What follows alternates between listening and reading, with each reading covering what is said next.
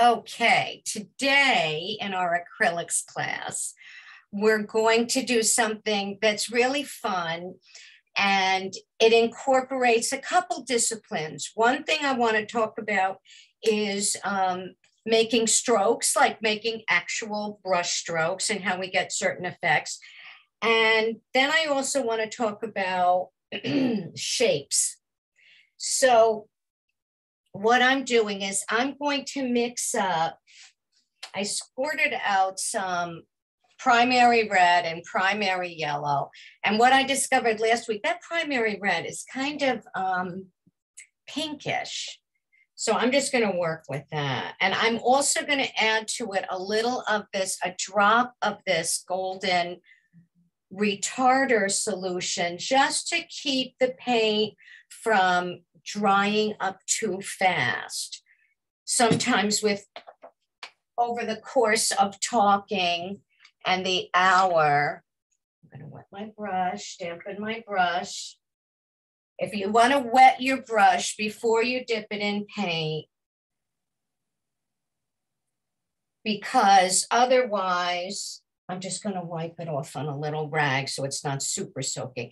You want the bristles to be wet so they receive the paint and the paint flows off of the bristles nicely. So I'm just going to mix up a little of that retarder into the red paint to keep it open and juicy. When we say open, we mean workable. It's wet and pliable and we can mix with it. So now that I have done that and I've got the fully loaded brush, I'm just not going to wipe it off. I am going to, I've got a substrate with a piece of watercolor paper taped down to a piece of white cardboard. I'm just going to make marks to get rid of the paint on my brush. I'm just going to make haphazard marks, just like that on my substrate, just making a mess, just wiping my brush off. Now I'm just going to rinse it off.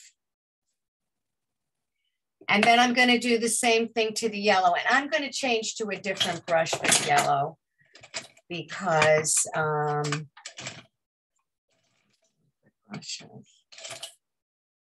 I just don't want any red getting into the yellow. It's easier. And I'm just mixing that. They call it a paint extender or a paint retarder. It just keeps it from drying out too quickly, which it can sometimes do. And the less expensive acrylic paint, like student grade, has a lot of chalk and filler in it, and that chalk is going to make your paint dry up really quickly too. So if you're not working with it quickly after you squirted it out, then you might want to add something to it. And you can also add matte medium.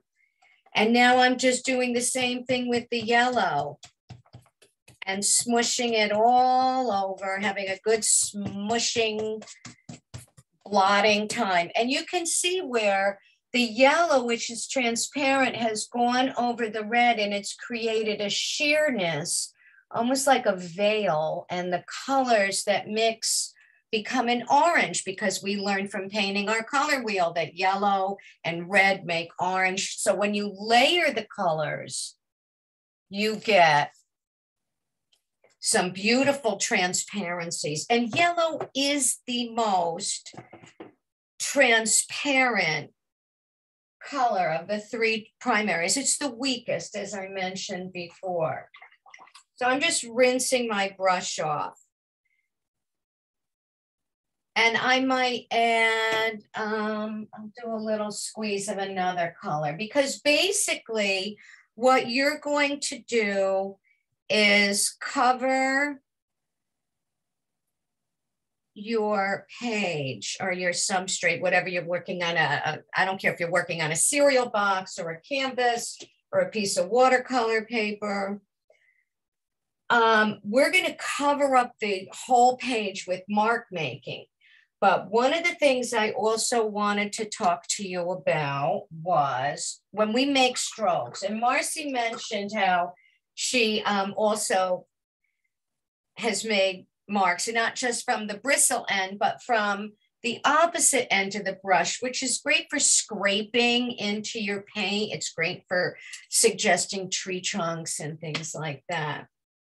But when we make different strokes, now I'm taking out a piece of watercolor paper and bringing it up here. Let me move it. If I have a flat brush, this is like a 1-inch flat, dipping it in my water and getting it, putting this magenta, or really red as they call it, getting my brush loaded up on both sides. This is a flat brush. We can make a wash with this brush, and a wash is going across the paper in a solid line, almost as if you were painting your dining room and you have one of those big roller things or a big paintbrush, you'd be going across there. Now, when we have this wonderful striation, see where the paint kind of skipped across the surface of the paper? That's called dry brush effect. That makes great effects for surface, creating surface texture. That's great fun to play with. What we also can do is, in the more water you add, the sloppier and the drippier the paint's going to be. And if you really get it wet and press down on your brush, come on, baby, there you go. You get some great drippage. Let me show you what I mean. You've got a drip going on there, and we're gonna let it do its thing with gravity. That is like an unexpected little surprise. Now, some people might call it an oops, but you know, the anagram for oops is outstanding opportunity presented suddenly. And we're going to jump on that. And if you have what you might consider a boo-boo, work it into your painting. And I might want to get more drips going by just encouraging, pressing down on your brush. I'm putting pressure on my brush like I'm squeezing out a sponge. Come on, it needs to be a little wetter. So as we water down our paint, it will get more transparent and more runny. Come on, go, go, go, go, go. There you go. And gravity will have something to do with it. Now, acrylic paint, as you add water to it, it might become more transparent. See how I'm going down this way? And it's becoming more sheer as I add more water to the bottom of the area. It's going from a concentrated dark shade to a lighter shade. But if we don't want that lighter shade to be transparent, because the more water you add to it, the more transparent. So anything that's going on behind that, you're going to be able to see through it. So the best way to get your color to be opaque, and when I mean opaque, that you can't see through it. So sheer is like when you're wearing regular pantyhose and all my veins show. Opaque is when I'm wearing black tights, and I would never wear white tights or red tights, maybe navy blue tights or black tights. But that's when you can't see through something. It's like your sheer curtains versus your blackout shades, that kind of difference. So the way to get any color more opaque or more non-see-throughable, add white paint to it. So what I'm going to do, because my yellow paint is so transparent, you could see through it, I'm going to squeeze out some white right next to this yellow and add that together. But I got to put the cap back on first before I start mixing.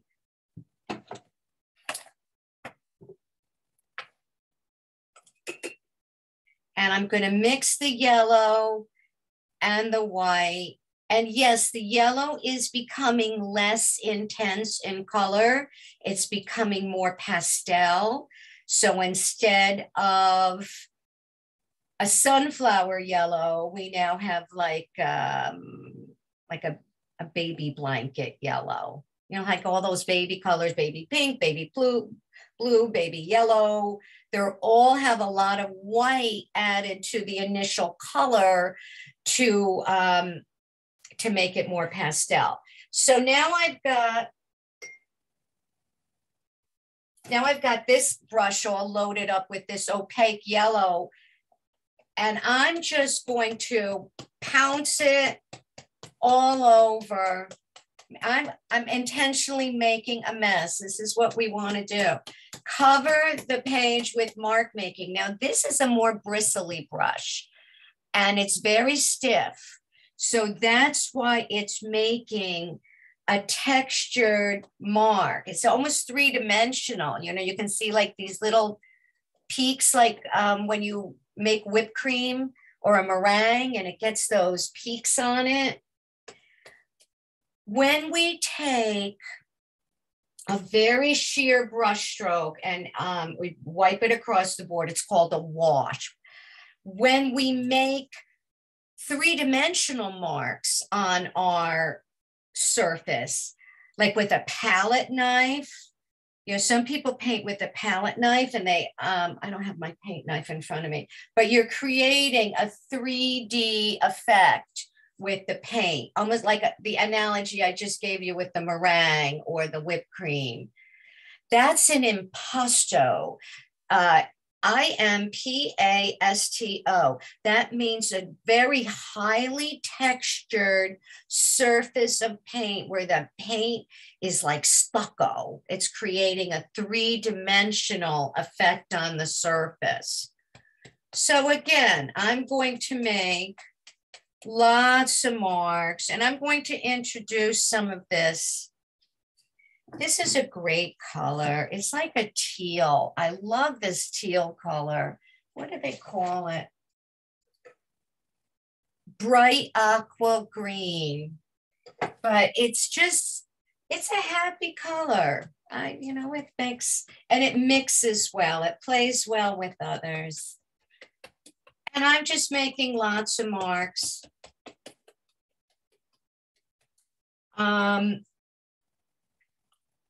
Mixing my colors, I might go back to the red, and I just want to randomly make marks all over the place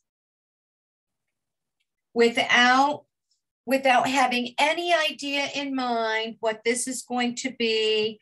Just have fun. And saying, well, maybe I want a little more red over here. And maybe what happens when I twist and twirl the brush and, you know, do figure eights with it and twist it around. This is just being in the sandbox with your paints and covering up. See, I love some of those blending things where they, the colors meet and mingle.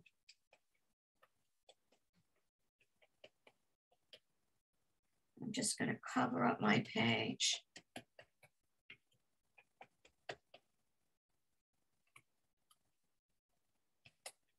All right.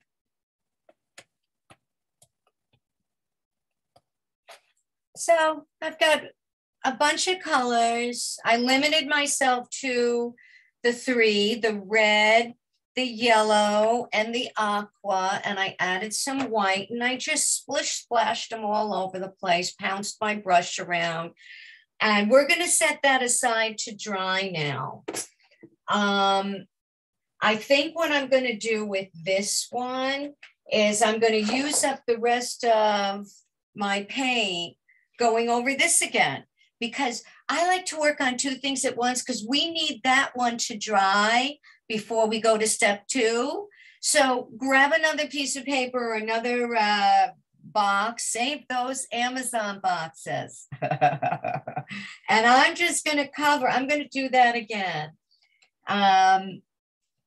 If I stay in one area too long, I might get muddy. So I just, you know, pounce it all over, twist my brush, make a lot of different designs.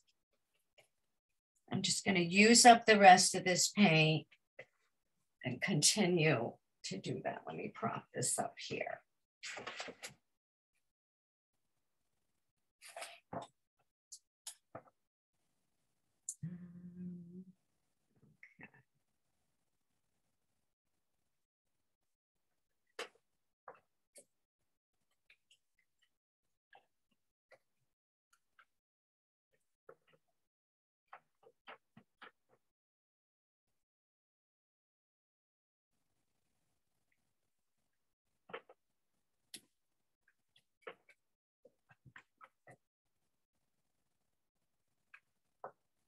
So you're just randomly making some abstract design, getting lost in the repetition. And it actually is not mindless. You are bringing a sense of activity to it and just covering up and making different strokes and twists. And I'm going to set that aside to dry. Okay, and I'll revisit that because now what I want to talk about is, let me grab these. Last week when we did our pear, we made a shape on the background. And that's, you know, usually when we draw or we sketch something out, we're making a shape on a background. But that background itself has a shape, and that's called the negative space. So as you develop your artistic eye and the art part of your brain, you will learn different ways of seeing things. So instead of just seeing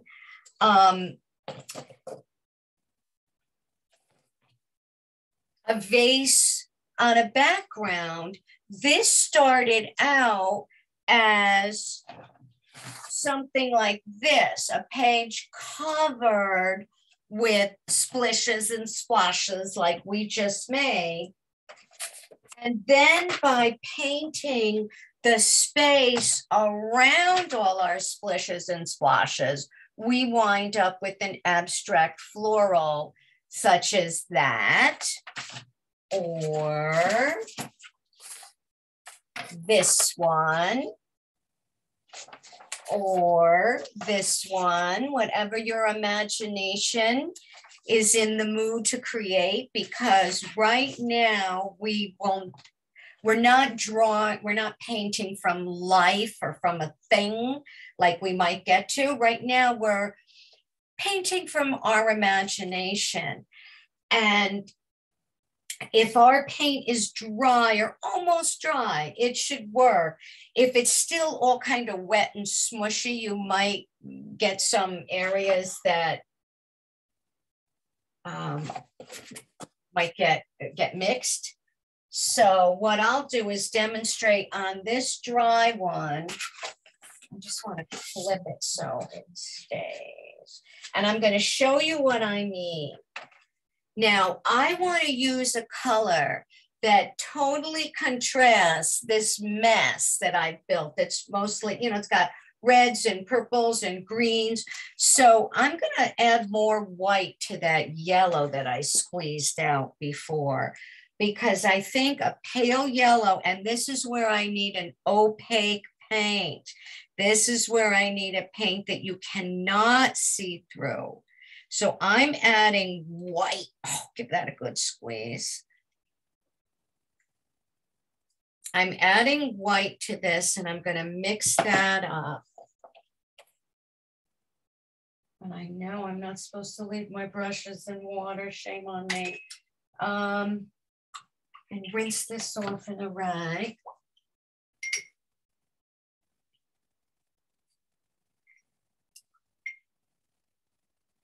Okay. So when I talk about negative space, we're talking about the space that exists around the object that is our focal point or the subject of the painting. So I'm going to jump into this and try and find a vase of flowers by making a negative shape. So now let's see what I can do. So I would say, let me outline my vase. I'm just going to do maybe a rounded vase.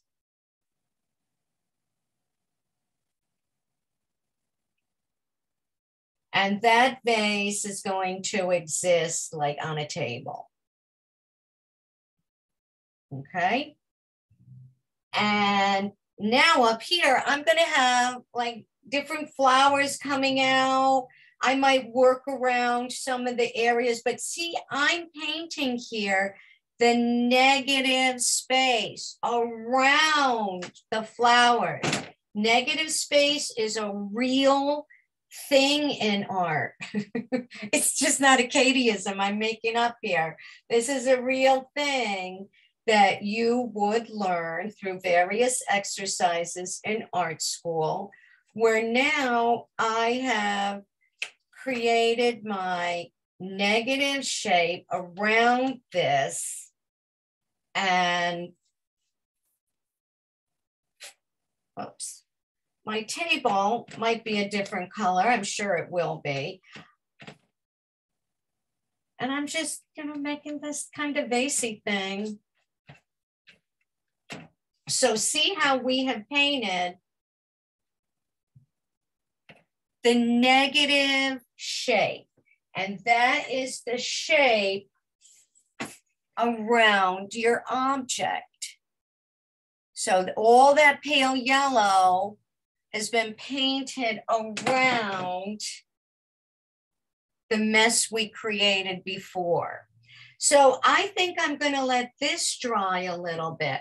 Why I'm not filling in the bulb of the vase is that if I want this to be a clear vase, or the suggestion thereof, I'm not a hyper realist. I just, have, it's not quite impressionism. It's just whatever it is, a suggestion of a vase of flowers, but I don't feel the need to paint it super perfectly. If I want that, I would take a picture with my iPhone. This is my painting experience while looking or thinking about a vase of flowers. Getting back to, if this is going to be a transparent, clear glass vase, I might want some of this left in there. I might do something sheer over it, because the clear water in the glass vase will reflect what's going on above it. That canopy of flowers above the glass vase with clear water in it, there'll be reflections going on that we could play with, and reflections that will mimic the same color. So I don't want to obliterate that right now. But this, I'm going to let it rest, go do another one, because sometimes I need to put a painting away for a little while. This is also one of the benefits of working in multiple. You don't get attached to it like, oh, my masterpiece, I'm afraid to mess it up. Do a few at a time, revisit them. While it dries, I'll choose another. And then when I come back to this one later, I'll be visiting it with fresh eyes, and I might see something or have a solution that, yeah, that's what I need to do to it, that I didn't have before because I was overthinking it. So this is the other mess I made. And I'm going to do the same thing on this one. This time I might, instead of making a cylindrical vase, let me get my brush loaded up here. I think I can do this with the same yellow. I'm going to try here. The paint isn't exactly dry here, but I might be able to make my point. This time I'm going to affect a cylindrical vase, and that's off center. So maybe it's got a, oops, see, my paint is not dry. All right. I'll get it going though. So now I'm suggesting a cylindrical vase. And maybe my table, instead of going across the page horizontally, maybe my table will be at an angle, like I'm standing at a corner of the table looking at it from askew instead of dead on where I'm standing right in front of it. So maybe my table angle is going to go back that way.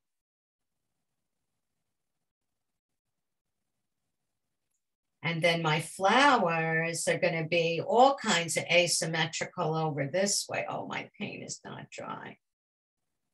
But I still want to block off this area so I can show you in this demo.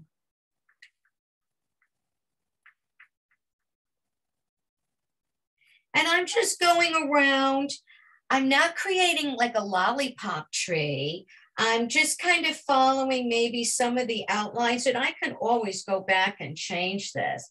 And I think the left side of my flower bouquet might even be going off the side of the page, like it was cropped that way. Maybe I want to cut it and have like some droopy things, like wisteria or something. I can always come back and revisit this, especially when it's more dry. But right now I'm painting the shape around my flowers. And maybe I'll make this area down here. My table's going to be a different color. So let me get that teal. So, and I just mush that paint around.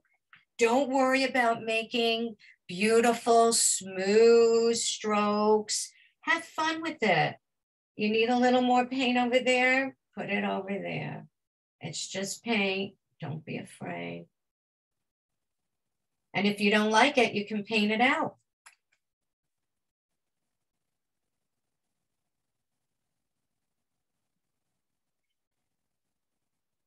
So again, I'm going to let this dry so I can go back in and refine some of it more, like refine some of these shapes more. This is like a wonky, crazy flower arrangement, but it will come to life eventually. Yeah. There's something spilling over there. Okay, looks a little creepy. It looks a little crazy, but we'll get there. So, because we're painting around our shape. All right, let me put this somewhere.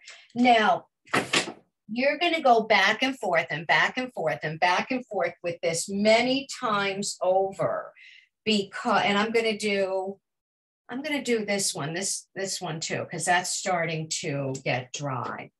But while that finishes drying, you're going to go back and forth and back and forth, and you can eventually wind up with something that's more defined, like this little painting, where you'll hone in and you'll come back with little brush strokes and of different colors or whatever. Just do fantasy flowers. And this is all made from leftover paints and having a few of them around and dabbling, picking one up. And so I'm not rinsing paint down the drain.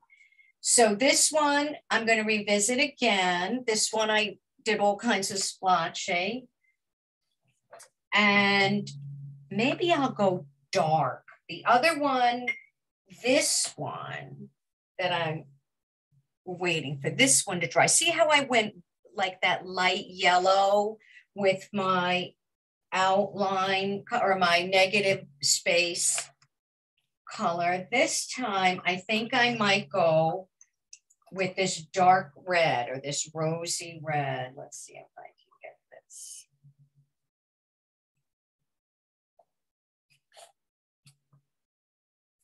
It's here. And maybe I'll do a cylindrical, I think I want to flip this. I'll do it this way. Maybe I'll just go with a tall, skinny. Oh, you know what? This time I'll have one that comes in and then goes out. So I'm not drawing the base. I'm drawing the space around it. This is the space around the right side of that base. Now I'm going to paint the left side of the vase. Come in.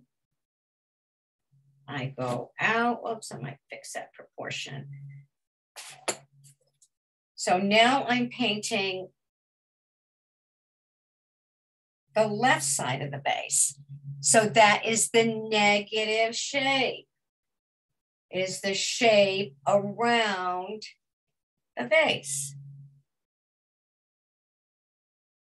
And I'm gobbing this paint on because this red is a little sheer. I could add some white to it, but it's going to really pink it down. And when this is dry, I kind of like that dry brush over here in the corner without covering up the whole thing. Now I'm going to cut into what might be an interesting space around the flowers at the top of the painting. So the flowers might stick up a lot and be a very full arrangement.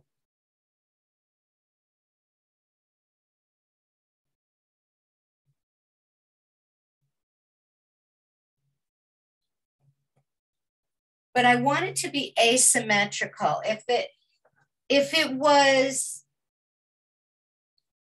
and I purposely did it this way in my first one.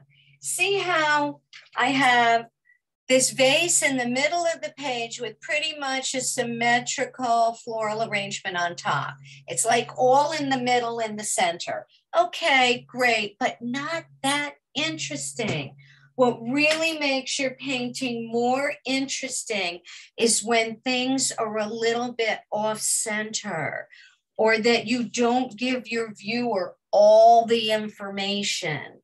Like my floral arrangement might spill off the left corner of this painting. We might not see the far left side of it. That could be cool. And the fact that it's lopsided, one side is heavier than the other. We're going to get into that next week when we talk about composition. I want to do some abstracts, some playful things, but also teach about composition as well. But today we're learning negative space, so stay on topic, Katie. Or I could bring it in, but it's still having something going on one side is much more interesting than just having everything be symmetrical. So I'm going to let that dry. And as you see now, I have 3 paintings going on, and they're all in the same idea of practicing negative shape painting. And I've got 3 different paintings, which I can choose to work on when one is dry, move to the other, move to the other. So at the end of the afternoon, I have 3 paintings. I might like one more than the other. I might hate them all, but at least I can say, I did 3 paintings today. And it makes you feel good, because what's more important than perfect is finished. Finished is achievable. Perfect is never achievable. So there's some things going on in this painting that I like that I might not touch. Other things that I will revisit once it's dry. So I can't really work that more until it dries. And like I said, also, I'll bring back a pair of fresh eyes to the painting to say, okay, how do I want to define this more? And what I do want to do, because I think I can do it now with this one. Remember how I was talking about how you might want to affect reflections. All right, I've got to move this wet one out of the way because I just looked at the clock and I do have time for another step. If you want to pretend that this is going to be a vase, a clear vase with water in it, this is what I suggest you can do. I'm rinsing off my brush. I might need another brush right now. That one's pretty. And I'm going to squeeze out some white paint. So it's my white. And I'm just going to put it right next to, I'll show you.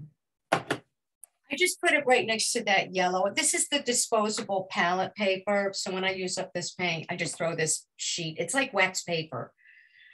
I want to affect a reflection or to get the idea of water. So this is a, what is this, a number 10? This is just a rounded bristle brush. This is a filbert. And I'm going to add some white, a little yellow to it, so it's not stark white. And I don't want it to be super opaque.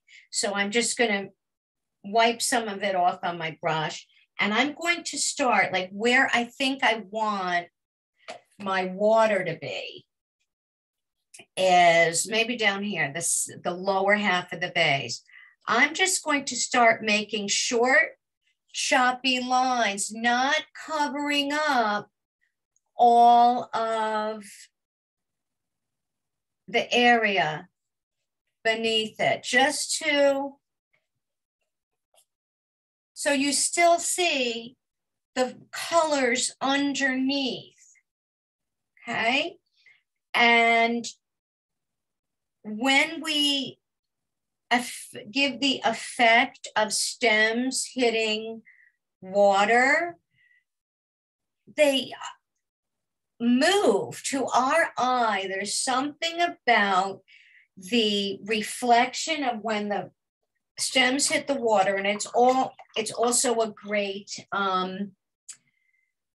painter's tool to convince that to the eye. I need a darker color here to demonstrate the stem. So do I have a dark green? I do have a dark green because I'm mixing that teal and the red together, and it's giving me a gray, and that's not really what I want. Because as we learned last week, or 2 weeks ago, when we did the color wheel, when you mix the opposite colors together, you'll get a neutral. You'll get a brown, a green. Okay, I'm going to use this dark green. This is a phthalo green, which is that super powerful green, because I want you to be able to see this. Let me take a flat brush, and I'm going to use, well, it's not so flat. I've got a little fluffy with age.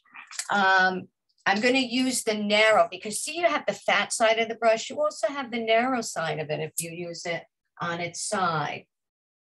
And I'm going to dip it in this phthalo green, which is a rich green, and smush my brush back and forth. Oh, it's running, don't do that. And load up my brush, because I want to cut in the stems just to give you an idea of how it changed when they hit the water. So we have a stem, let's say, that's coming down this way. When it hits the water, for some reason, they kind of shift in our sight, you know, that like, and because the water does something. So you also get, it helps reinforce that there's a density of water, that there's an occupation of water in that vessel, by just shifting it off to the side. And then when that's dry, I might come back in with a couple lines or thin lines delineating the water line, like a little oval line that way, but this is too wet right now. So maybe I want to do another stem and it's going to come down here. And then you want it to go off to the side. If I went off to the side in the water to the right, then I want to go off to the side to the water on the right of that stem too, keeping the same trajectory, keeping the same kind of effect. So maybe I'm going to just bring down another stem like that. And when it hits the water, it's going to be skewed off to the right like that. So that's just an idea of how to do the water thing. Now, like I said, when this is dry, I'll go back and I'll I'll add more leaves and stems and things like that. And also when this is dry up here, is there a dry part? I might go back up here. Let's see. I think I need to switch to a smaller brush because this is too big. You're going to use a larger brush when you're working large areas. And then as you zoom in on more detail, we'll go to a smaller brush, but always start with the large brush because you'll just be driving yourself crazy trying to do a whole big area with a tiny little number 6 brush. So once this area is dry, you might think about going back in now, and I'm just mixing up. I still have all these colors on my palette and I still have some white. I'm just going to mix up a little green. Maybe try and make this phthalo green a little denser or more opaque by adding a little white to it. And then doing the same kind of negative shape exercise, but zooming in a little bit more. Because when we first did our first negative shape painting, it was around all the vase of the flowers. Now we're going to zoom in a little bit more on the flowers and say, okay, let's see if I can find a flower in this mess. Maybe over here, there's something kind of floral. So there's going to be a lot of green in this painting. So maybe I need to be painting the negative shape, the green shapes between the flowers. So I just might pick out what I think is a flower or could be with some, and start making some space around it, creating leaves around it and going back and forth. And you don't have to go all the way around it. You can just go on a couple sides of something that you think might be a floral suggestion. I got to let that one dry, but that looks really interesting, the way that they kind of streak together, almost like a marbleization. But I'm going to let that dry. And this might not be the thing that you accomplish all in one afternoon. It would be ideal, but for me, I've got so much thick paint on here that I've got to let it dry. There are things about this that I like, but I need to let some of those areas where the yellow paint, you can see different textures. If I start messing around with that, I'm going to smush it all up and I'm going to lose it. So I'm going to let that dry before I tackle it again. So I guess your homework is to finish your paintings, let them dry in between layers, so to speak. And I would love to have like a little 5-minute show and tell next week before class, before I start recording, just to see how yours came out, because everybody's is going to be different. All of our splashes were different.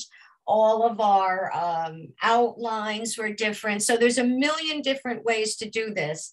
No one way is the best. It's all fun. So what I want to do now is I'm going to stop the recording and then unmute you, and then we'll do questions or whatever. But let me do that.